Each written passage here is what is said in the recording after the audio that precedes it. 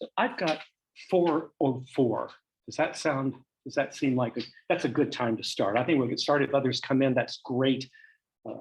I'm so delighted to see anyone here today between the incredible heat, the time of the year that it is, and everyone having 60 things to do. Some people trying to spin plates in the air on different parts of the globe, Stephen, and for that we're so grateful. Those of you who are doing active teaching and active advising, finding this little time of the day, I'm just deeply grateful, especially given the topic of today's talk. My name is Garza. I'm an associate professor in the Department of Slavic and Eurasian Studies, and also now in our 13th year, the director of the Texas Language Center. And I'm so delighted to welcome you to our 10th iteration. This is our 10th anniversary of Language Matters this year, so 10 years of doing Language Matters. And I'm honored to kick off the season. We're going to get back next month for our October meeting, back to our prioritizing graduate student assistant instructors who have been telling us about their experience in the classroom and doing just an amazing job, both of telling us what they're doing and of the things that they're doing. A couple of quick things, and welcome all of you, those of you who are online. This is now, thanks to COVID, our, I guess, second year of doing fully hybrid Language Matters presentation, so that we have a live audience here, but also an audience online.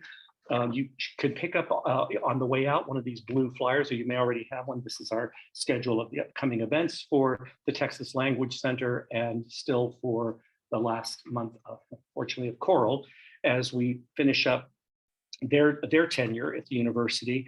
And you'll see that our next Language Matters in October is one of our fantastic graduate students in Middle Eastern Studies, Garrett Shuffield, who is, we'll be talking on the subject, as he calls it, what's not in the textbook, a student-centered approach to supplementing culture interaction in the Arabic classroom. And he's been a real stalwart in the Arabic flagship program and the Arabic program at large, so we're glad to have him as well. I want to dive right into the talk because I want to leave time for questions, both live ones and if anyone online wants to chime in with questions about this subject. We've been doing quite a bit with the Language Center on diversity, equity, inclusivity issues over the last couple of years, especially since the reckoning of 2020, spring of 2020.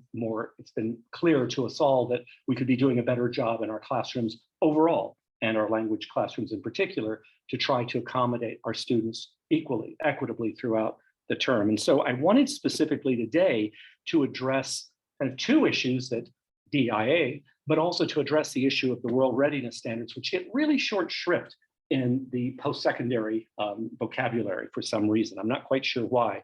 So if you're not sure what the standards are, hopefully by the end of this short presentation, you'll have an idea and maybe take a look at them. They're available online or in hard copy. I'll talk about both of those in just a little bit. Let me kick it off and get on its way. So the title of the talk is I'm in the room, simply because we sometimes forget that in our classrooms of 15, 20 or more students, that we, as human beings and good teachers, we tend to kind of zero in on the students who are raising their hands and really participating and wanting to hear that kind of interaction. And all too often, even more so when we were online during Zoom, students could just fade away into the background, and this so-called masking, blacking out their video if they wanted to, and simply fading into the background.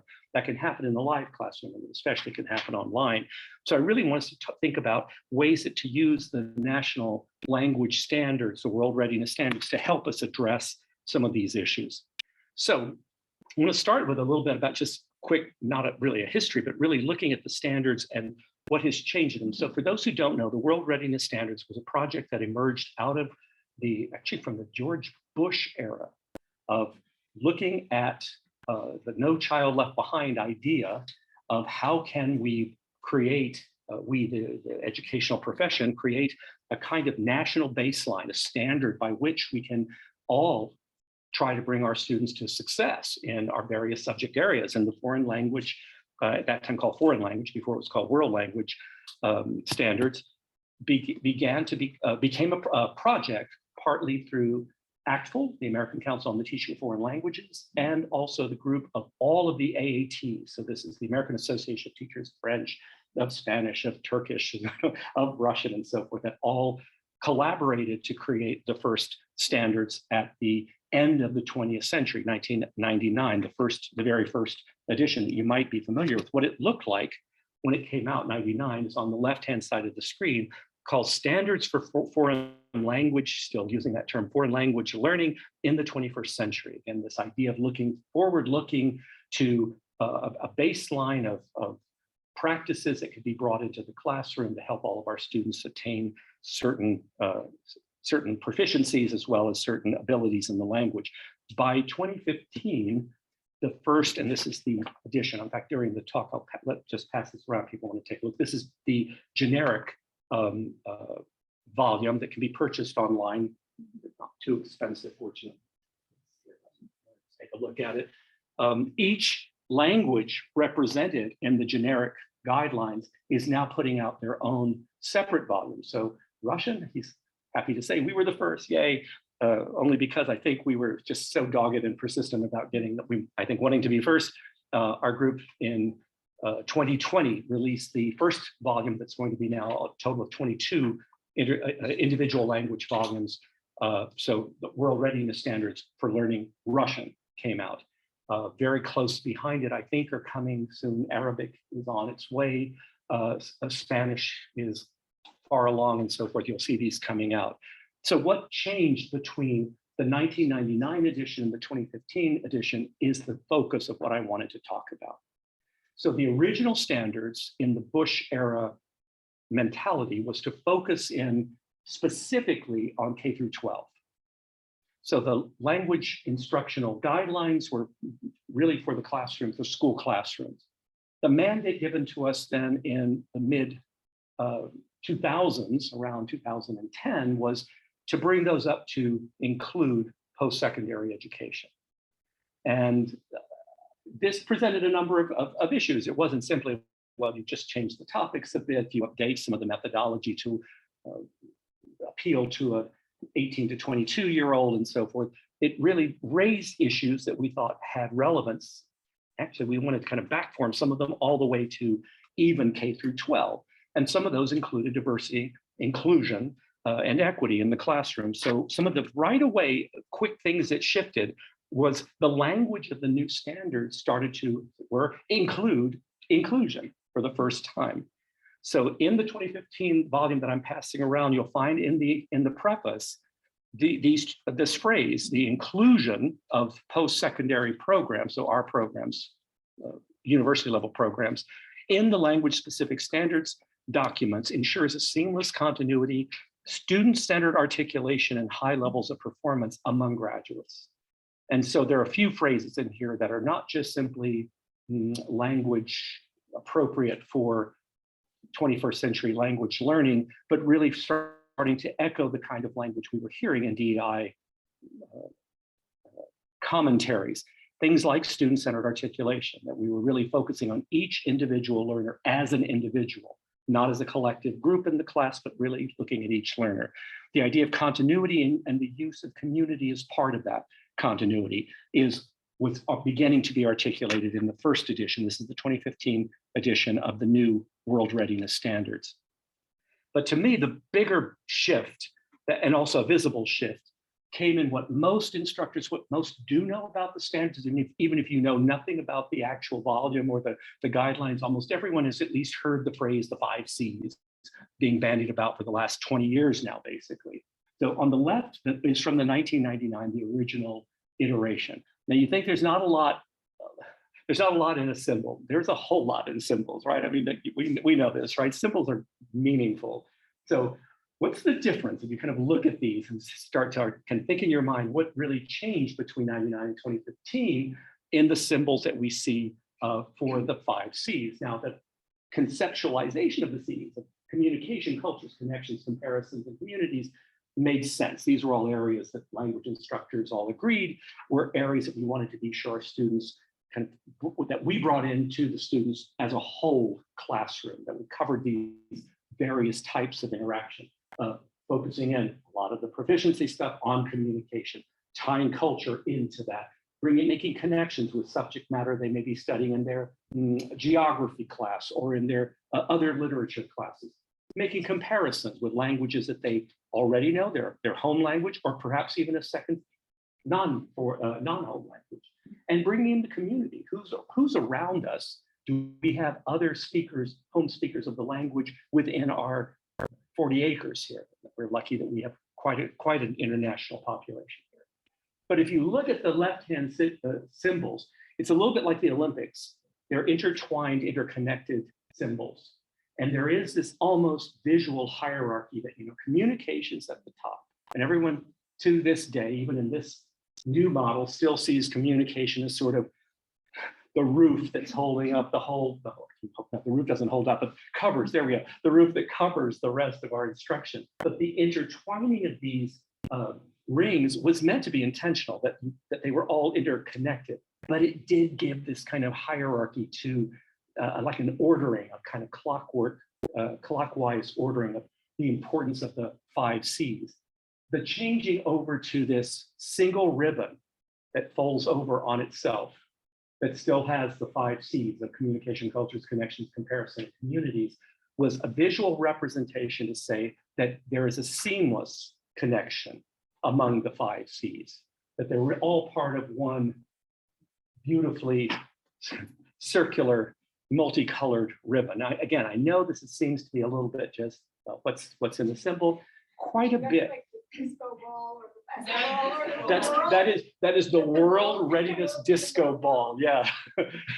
So these are the 5 C's that surround world languages. I didn't design it, but I like the design. For people in the middle. That's it.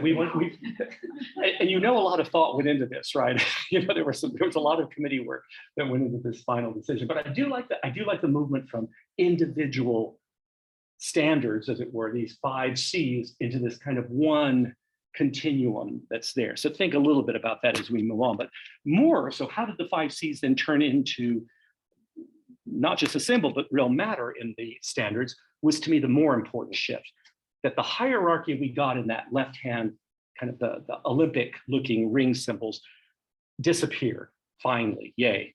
So if you look again on the left hand side, you would see that it would say, communication, goal 1, right? Number 1, the first goal, to communicate, in this case, Russian, it could be whatever language, to communicate in Russian. Standard 1.1. And after 1.1, there'd be 1.2 and so forth, and then standard 2 and so on, right? Look at the difference. And again, seems to be not a lot, but it changes everything about how the standards are perceived. Simply communication. It's part of the ribbon. We're at the communication point on the ribbon. We're communicating in Russian. There's no 1.1, 1.2. We simply discuss what's the standard for this particular point.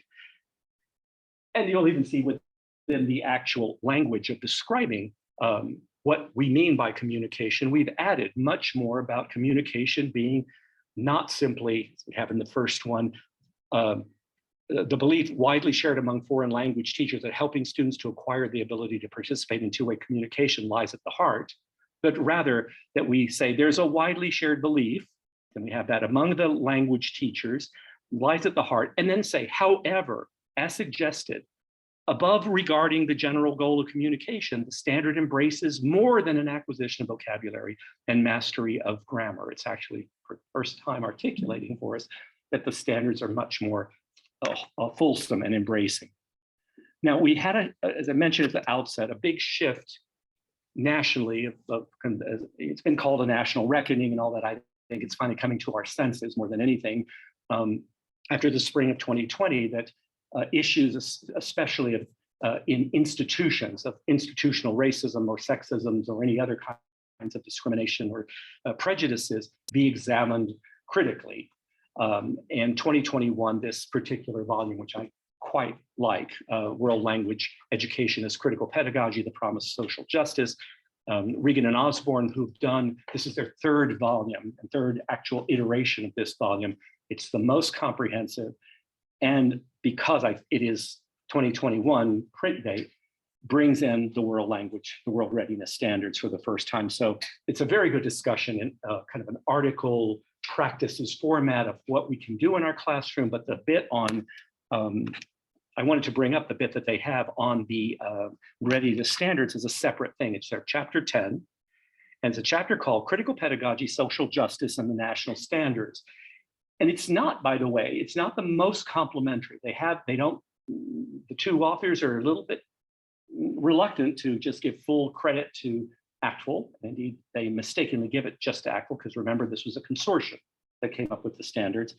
And they don't want us to view it as kind of a volume that is the word from on high, that this is kind of like this becomes a new mantra that we're going to use in all of our language classrooms and not be individual instructors of the language either. So I love this, their comment on it. I pulled one to give you a sense. There we go, as they call it. In their subtitle, is it really an insurmountable dilemma that you could have national standards and still address social justice? So you'll see it's faint praise. So they say, we believe that a critical pedagogy of world language education can be reasonably consistent with the ACTFL, and again, they're not just ACTFL, but the World-Readiness Standards, even giving the commodification and marketization of the standards, which characterizes the current milieu in world language education. They do mention, and I think it's quite nice, ACTFL charges us for these things, right? They should be open. We talked to Carl Blythe about them. They should be open, an open educational resource. But indeed, so that their criticism, and very good Marxist philosophy, is one to say, well, don't commodify that which would be of benefit to the rest of the profession. But interestingly, this piece from their work in many respects echoed what was a much more robust commentary on the 2015 edition of the World-Readiness Standards that came out on the ACTFL webpage from one of their, in this case, Randolph and Johnson, a piece called Social Justice in the Language Classroom, a call to action. So Dimension is an inside web-based magazine for language learners and language instructors. And I like this, the idea of what does diverse perspectives in the standard really encompass? As language, culture, and community are inextricably connected, those are the 5 C's again, the language education classroom provides the ideal context for entering critical, transformative spaces of culture and community study informed by a social justice framework. Moreover, this critical approach to language study complements the curricular goals as outlined by the World-Readiness Standards and supports the development of students' language proficiency and intercultural communicative competence at all levels. I wish I'd written it. It's a beautifully framed sentiment that says, in essence, that what we would like to do, what we hope to do, strive to do in our language and culture classrooms is create environments that would inherently address the standards, that we wouldn't actually look at the standards and say, what do I need to do to engage communities? But rather, by having the right kind of full conversations in our classroom, we would be doing those things anyway. And that's, again, kind of goes back to Reagan's a little bit snarky remark of saying, well, if these standards are so universal, then why aren't we giving them away? Everyone should just have a copy, and we should all be using them, and so forth. But you get a sense that the rise of thinking about the very occurrence that we're thinking about social issues of social justice means that we're also changing the way that we approach education in the classroom per se. So I want to focus just briefly on 2 quick points of the standards, the area of culture first, and then one more. But let me start with culture. So the standards in the teaching of culture and cultures look at the difference between the language of the 99 standard, the original edition, and the 2015. So the much more almost magisterial tone of the 1999, the student, we will gain knowledge and understanding of other cultures. Students demonstrate an understanding of the relationship between practices, perspectives, culture study. Students demonstrate an understanding of the relationship between, and right away you may notice again a subtle shift in lexical choice, but it's actually a shift in mentality of how we view our learners in the classroom. The word student gets swapped out with the word learner, because indeed our student population is not monolithic at all. The students are quite different. If you've been in our classrooms, you know that we've got sometimes students who are returning students who may be in their 30s, 40s, 50s coming back to the university. We have students who may be younger than the average student, and so forth. And so the change was a good one, I think, to interact with cultural competence and understanding. Big difference. That's a huge difference from gain knowledge, right? It's not an acquisitive statement. They'll interact with cultural competence and understanding. Learners use the language to investigate, explain, and reflect on the relationship between practice and perspective. That's the same, but then this. Learners use the language to investigate, explain, and reflect on the relationship between products, perspectives, and culture studied. It's a much more, again, fulsome, robust way of looking at the learner as the center of instruction, and gives a lot more power to the learner as being in control of their learning. So the standards here being used for cultural study very, very, in my view, appropriately to change the way we might think about designing our curricula in a way that would encourage this kind of interrogation of the material we're giving them. No longer, and I say this as someone who writes textbooks, is the textbook, again, the Holy Grail. That's not the kind of, we hold it up and say, this is what you need to learn. You learn what's in the book, your Russian will be terrific. But rather say, interrogate what I'm showing you. You know, question our choice of pictures. Why is it that the illustrations in our textbook are only white people? There aren't just white people in Russia. There are all kinds of people in Russia. And why, by the way, are the students who go to Russia always white?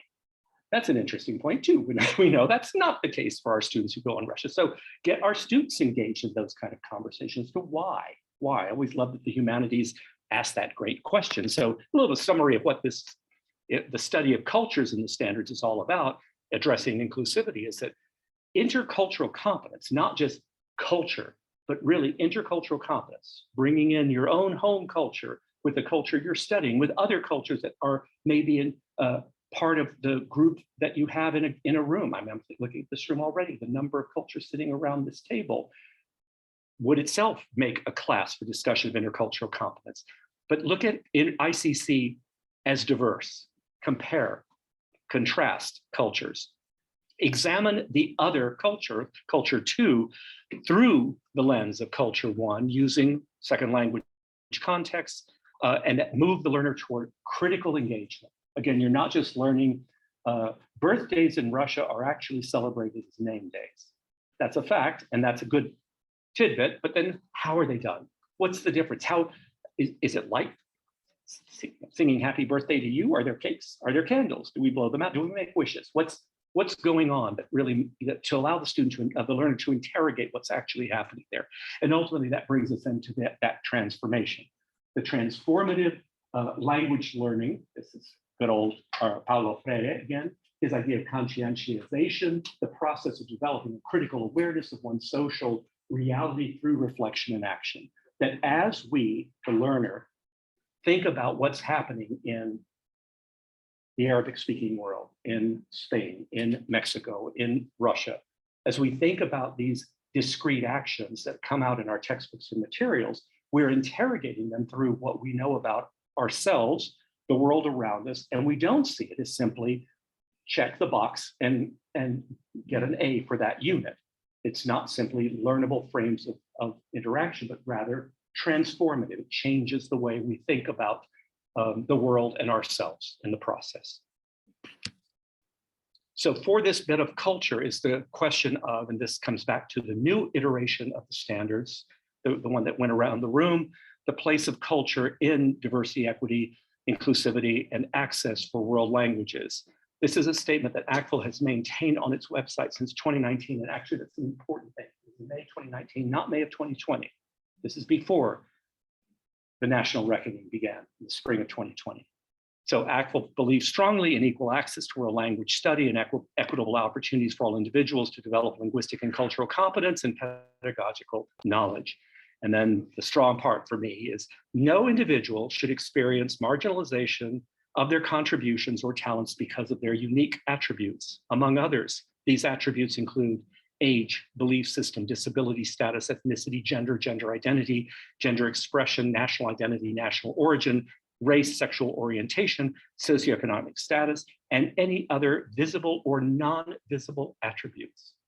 Pretty broad, fully embracing statement of ACTFL's view on making sure that in our classrooms, everybody, right? For those of you who do Russian may remember, if you're of my generation, Russian for everybody. And the idea was that through this textbook, we're giving Russian to all of you different learners. And no, we're not. Actually, there was one target audience there, and it was probably he, and it was certainly white, and it was certainly, he was certainly moneyed, certainly at least upper middle class. And so, yeah, now we are trying to get this idea that no, language learning and study is indeed for everyone. So I want to finish then with one last standard. This is the standard of communities, because it's the standard that always got put at the end. Remember when we hierarchize standards, it was the last one. And if you have time, yeah, be sure and tell your students that there's a Russian market here in Austin. And yeah, you might take them there. Oh, and yeah, we have some native speakers around, right? The standards of community engagement is a big part now of the newly revised standards. So it officially reads, and this bit is from Onion Randolph's piece called Diversifying Language Educators and Learners in the Language Educator from 2019, again, fall of 2019. Successful language programs that promote diversity require buy-in and support from the communities of language learners. Part of community engagement also involves language learners' connections and interactions with the diverse speech communities of the languages being studied. The communities component of the World-Readiness Standards for learning languages. And so the notion that bringing community into, in a sense, into our classroom is guarantees, it basically allows us to say we are addressing issues of diversity simply because the audience we're bringing in already is contributing to that diversity. But then imagine in the creation of these transformative experiences, how differently our students, learners think about the language when it's not just the singular I being the carrier, as it is in Russian, nosитель языка, the person who's bringing the language to them as though it were a gift to them. So we can summarize this one up. In making the standards communities work, asking these questions, how do language programs build successful partnerships with their communities? It's actually, this is a good one, not just for urban areas where it's a lot easier to point out the various communities that there are, and university cities as well, like Austin, but especially if we think about rural areas and just non-urban areas. What are successful approaches to service learning? We always think of as internships and related experiences that challenge deficit models of community engagement. One of the reasons the very successful language flagship program has built into it an internship program is because of the incredibly rich environment that being in some part of either the workforce or maybe community engagement, but being part of the actual working community brings to the language learner. And then finally, the last one, how do we ensure equitable access to traditionally prestigious forms of community engagement, such as, this is a big bugaboo for me, study abroad. Is until study abroad really is accessible to any student who wants to go. It should not be that, and unfortunately I can say this with both definitiveness and with pain, that a semester abroad in Russia, in the very program that again, I'm on the board of, is $14,000. And that's not including airfare. That's not including buying the tchotchke in country. That's the price of the program. That's too much. And how then, so who gets to go then? You can see would be those who can afford to go, who the means to go. So we need to be, these are questions that we do need to be thinking of as we continue the conversation of bringing DEIA issues into the classroom. And I bring as the last slide just those references, those citations, the Regan and Osborne volume, which is really, really super. I use it in 2 of my classes, and I've actually found that graduate students really glom onto it even more than I did. I think they find it very, not just that it's current, but it asks questions. It doesn't simply give fixed answers. It actually asks questions that make one think about the potential answers. A couple of articles from the ACTFL volumes of Dimension are there. Another one that's the website of ACTFL's Diversity and Inclusion in World Language Teaching, that's on the ACTFL webpage itself. Another favorite of mine that I use as a tag team with the Regan and Osborne volume is Donaldo Macedo's volume called Decolonizing Foreign Language Education, the Misteaching of English and Other Colonial Languages. That was 2 years before the Osborne volume. And it is That one is much more of a practical handbook. It has good criticism in it, but it also has, so what can you do to fix A, B, and C, and so forth. And finally, if you haven't used it, just have some good winter break reading or something. If you haven't recently reread Freire's Pedagogy of the Oppressed, read it. Give it another read, even if you've read it already. It's mind-blowing. Speaking of transformative experiences, just really, really remarkable. So that's it for the comments I wanted to make. I wanted to leave at least, yeah, good. I want to leave at least 15 minutes, 20 minutes or so for discussion, conversation. I'm going to beg Andrea if she gets any questions online, please pass them on to me, and or if they're in chat or something, and I'd be happy to answer anything, or just rather than answer things, I'd be happy just for the discussion of things here. Thank you. So for my colleagues in the room, anything at all, issues, maybe if I may start by just throwing it back on you to say, so you're all practitioners. Do you see I'm always loath to come up with ways of asking the question that doesn't, in a sense, either sound accusatory or embed what I know is you're going to answer. But are you seeing the need for addressing DEIA in the classroom, or is there enough to do just covering the material, getting through the syllabus, getting stuff done, that DEIA kind of falls by the wayside, that addressing those issues? Anyone seeing any particular cases that? Please, Jeanette, please chime in, please. Well, I was going to say, yeah, of course. I always see addressing inclusion in the classroom, but I also see that there is a bigger need to address it. Anything else? Like I'm looking at that actual statement you had a couple slides back. Let me pull it up. About how ACTFL as of May 19, 2018, these big statements, making world language education accessible to everyone. Yes. We are so far from that in this country. Yes. Yes. If you think about things that have happened in Texas in the last 10 years, K through 12 foreign language education has been knocked down to, very, very small size. I don't know, there's just so many things that need to be done. I wonder, as university professors, we need to be more active in advocating politically for changes to be made, for more languages to be able to be offered in more places. So since I'm the one standing at the minute, yes, and indeed, I'll use my position being the one standing to say, I wish it were, but it's not just K through 12, as we know, as we've seen here at University of Texas. There were 54 languages taught at UT when I came in 1990. There were 6 schools in Austin, just Austin, that taught Russian in 1990. There are none now. There's one up in Pflugerville and Conley in Georgetown, not Round Rock, that teaches it. Pflugerville High will occasionally teach it, and that's it. Here at UT, goodness, we used to have a department that was unfortunately called DUAL, the Department of Oriental and African Languages. And in spite of that unfortunate name, it embraced 9 African languages, 9.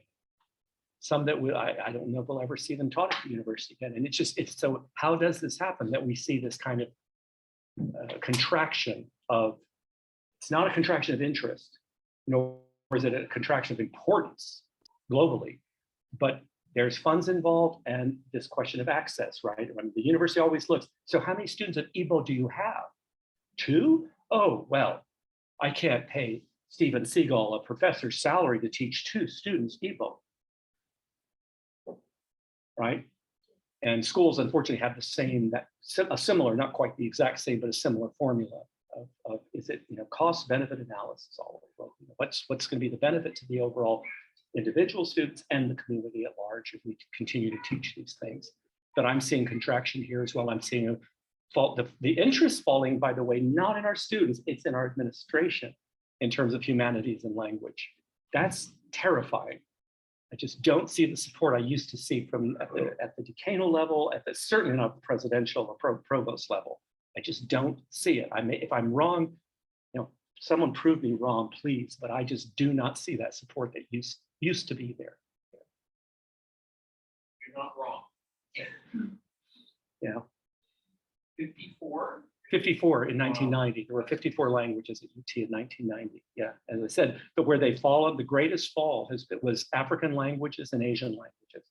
The one that just still, my jaw on the floor, the year I began the Texas Language Center, so 2010, we dropped at UT Vietnamese, which is one of our largest populations, ethnic populations, both in the state of Texas and that we serve at the university. There was outcry from the community at large and locally, domestically. Still, I've asked so many people what was behind that.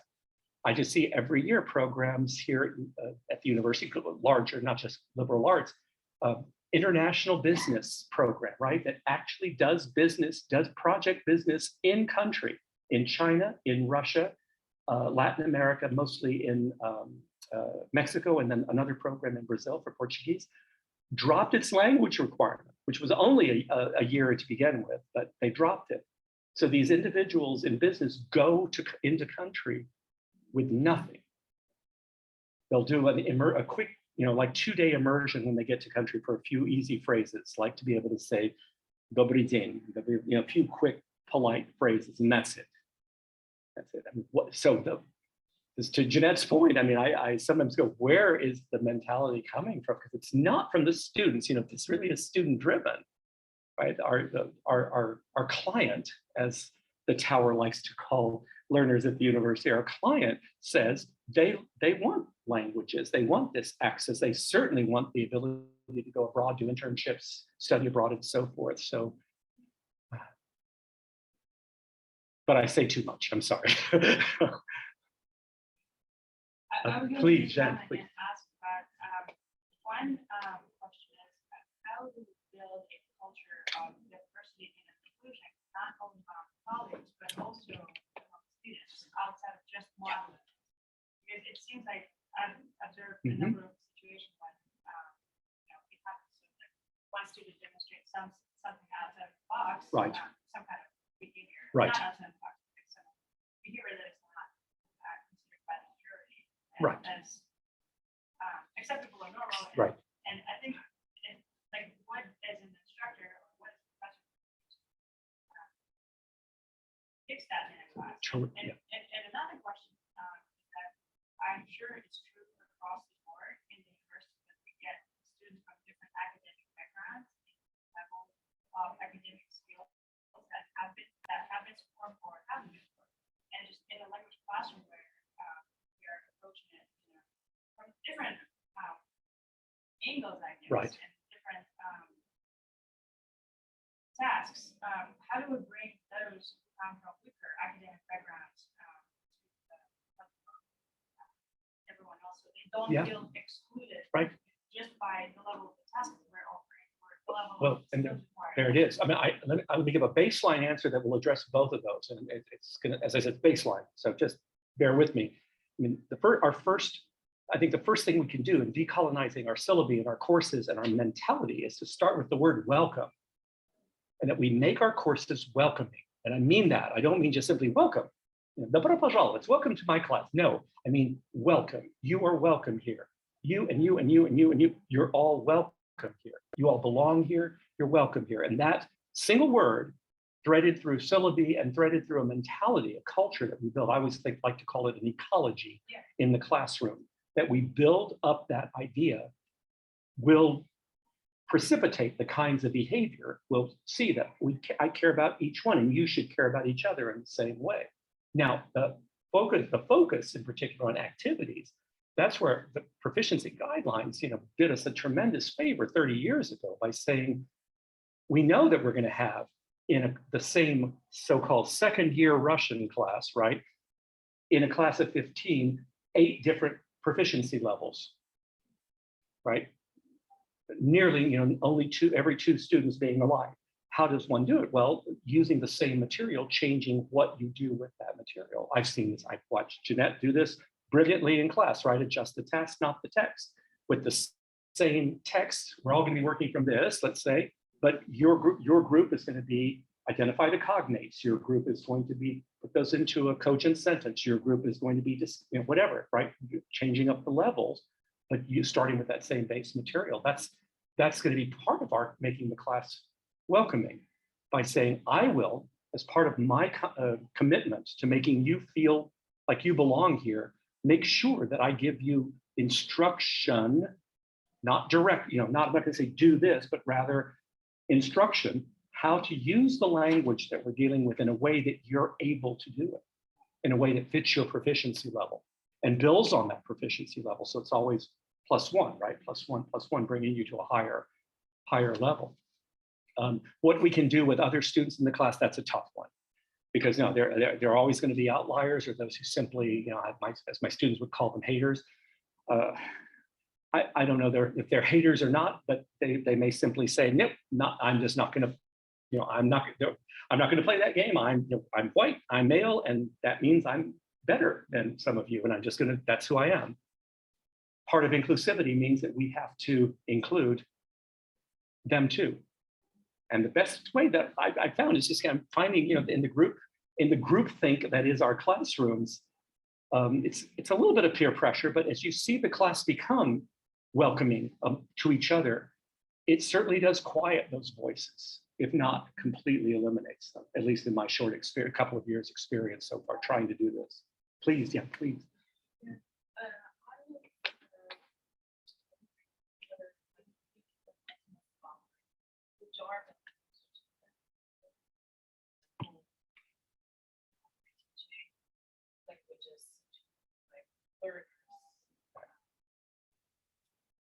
Say the example of like salsa or other languages. Right. We have that other there. Right.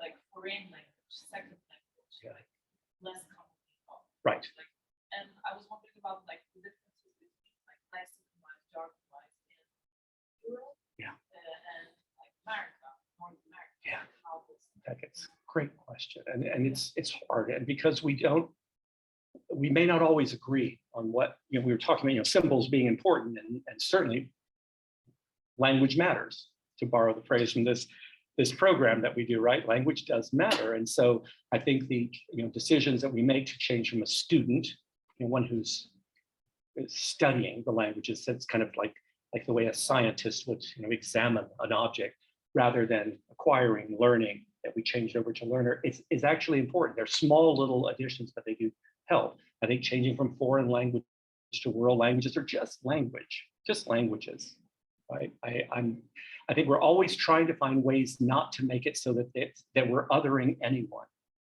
right? Foreign implies a position of being, right? Where I'm here, but everything out there foreign or other, different. And there's almost an implicit and lesser.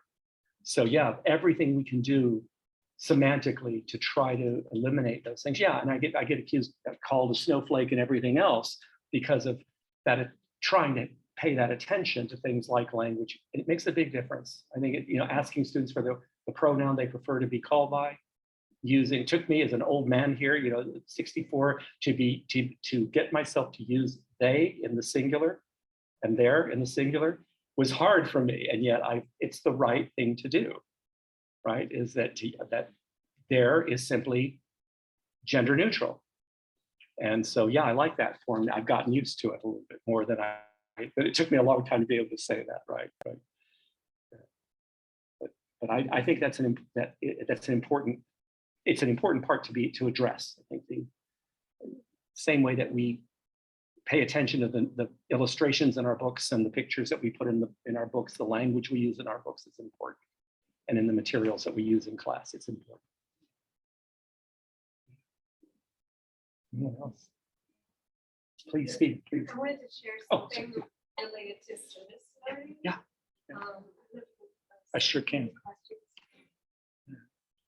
Yep. That's culture. Hang on, my bad. Here they are.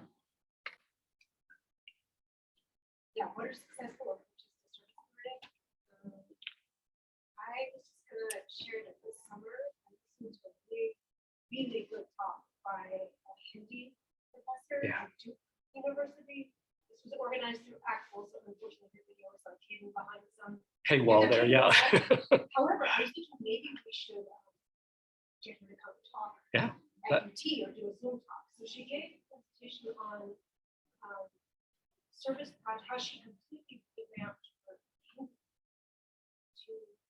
include and actually be built around service projects with nonprofits that she had sought out deep relationships with in India, and about how she structured the activities with officers and intermediate groups, and how it impacted the students, about half of whom were heritage learners, Right. half of whom were not, and how it brought this whole new energy to the program. Yeah. And so, and then as I started poking around after that talk, and I saw that Duke really has this. If you look at their website, they have a lot of investment right now into service learning, and in particular, the world languages professors are pretty like at the forefront of it. And so there's a lot of different projects going on, but very practical, hands-on projects going on in the language classes. For example, there's a Chinese class that had worked to do all the translations for a oral history project. Or I don't know, for survivors or something. Like different kinds of projects where students at different proficiency levels. I thought it was really inspiring. I think it's quite, And it's I a thought, remarkable wow, way of looking at it. maybe we need a little more of this kind of We do. to rejuvenate our language programs Well, here. But I think like setting it up is tricky. Well, I think the So- experience of Flagship is going to help us in this regard. I think one of the things that they did, which I have to admit, when they began became an explicit charge, there would be service learning as part of the year abroad in Flagship. I really thought this is going to be just kind of like 3 hours a week freebie for the students. It was trying to give them a break. You just say, okay, so you're going to work in a Moroccan bakery, and just hang around and sample the crescent rolls and whatever. And no, I was proven very wrong very early on. I visited the ones in Almaty for Russian, and I've lived the ones for Morocco twice. The experiences are remarkable. And what I did, I bring up the bakery on purpose because one of our students was in a bakery in Morocco.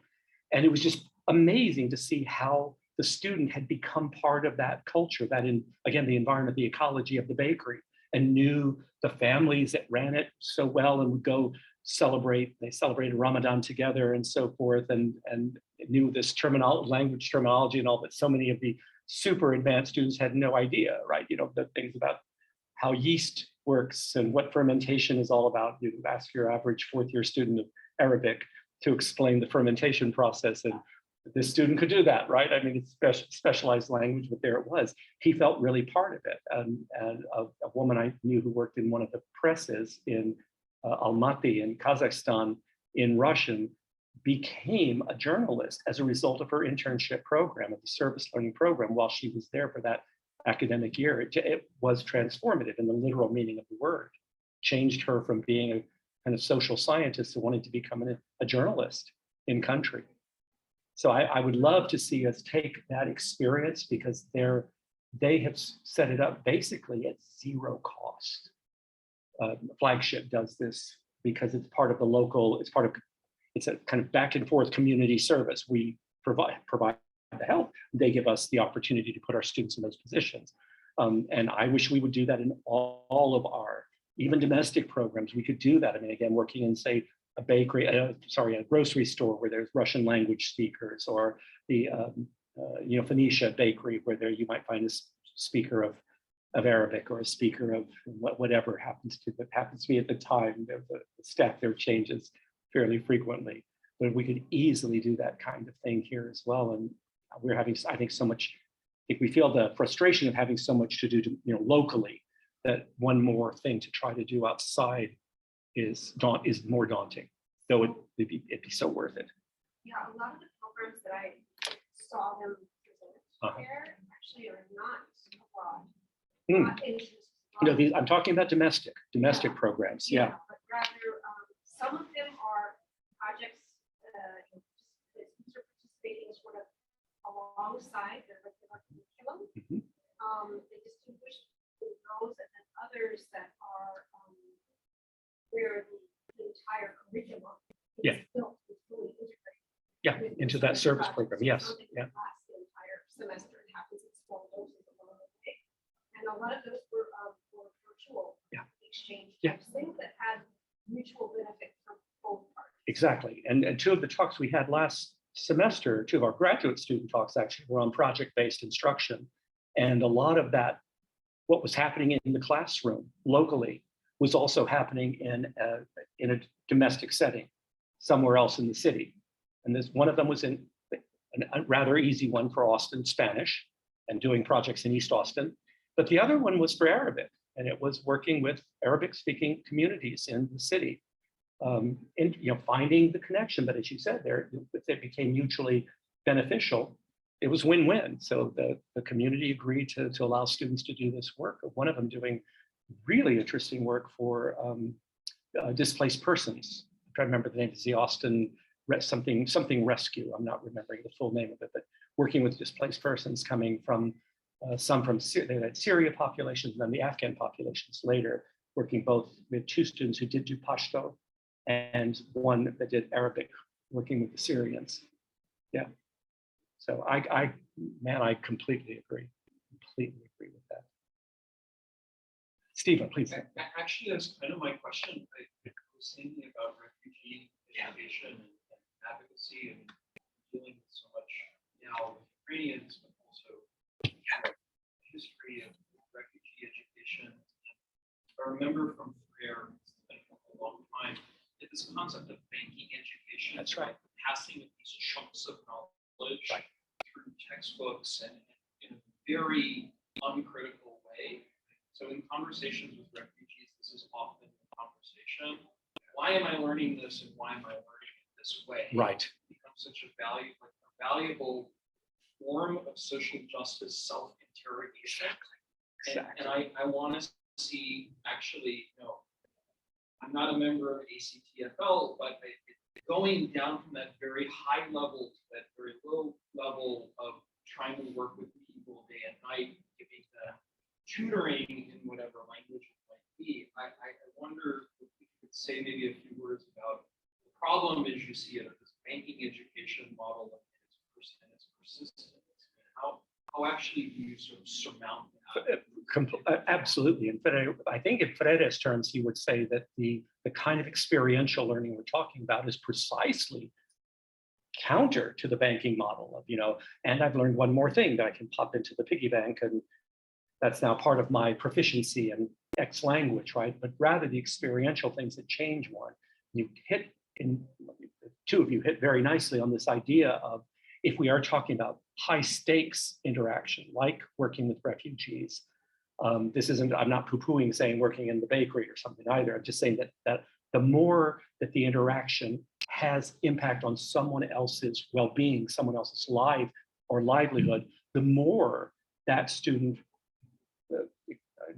pushes back against the banking model and gets that transformative experience. It's not simply ticking a box or dropping a coin into the piggy bank, but rather I'm becoming a different person because today I actually help this person get a job or fill out an application or something using the language.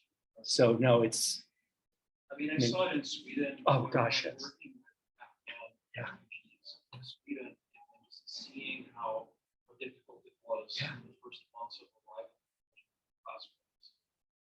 And then getting those so really badly old-fashioned, never revised textbooks. And then the question became, why am I learning it in this way? Yeah. And I think that was their prior experience. Absolutely. Yeah. Despite the jargon and lexicography of multiculturalism. You've touched on something that I think may be the impetus for us to have to change. The learners that we're dealing with now, the majority of them simply won't tolerate some of the texts that we're using, the materials we're using, the books we're using. They simply will, they have no tolerance for them. Either they will call them out as being overtly ist, sexist, racist, whatever, ethnicist. They'll call them out, you know, to us in front of, and going, you know, one of my good colleagues wrote that, you know, and yet, yeah, they're right. And then they will also say, but what about? But what about? But what about? Why aren't we? Could we possibly? Is there any way we could? So they're in a way stepping up. I hope. I think in all cases that was my game. They're stepping us up a bit, our game, precisely because they're, well, you know, not going to say woke, but they're aware, so much more aware of some of these incongruities between what their world, what they think their world needs to be, and what is actually happening. Be great to invite more speakers. Yeah, we will do this. I can, no problem finding it. That'll be easy to find. Yeah. Well, we've reached the hour. Was there anyone asking anything out there? Out in the land? Well, again, thank you all so much for inaugurating our fall series for us, and please do come back and join us again in other TLC events this year. Thank you all. Thanks, everybody.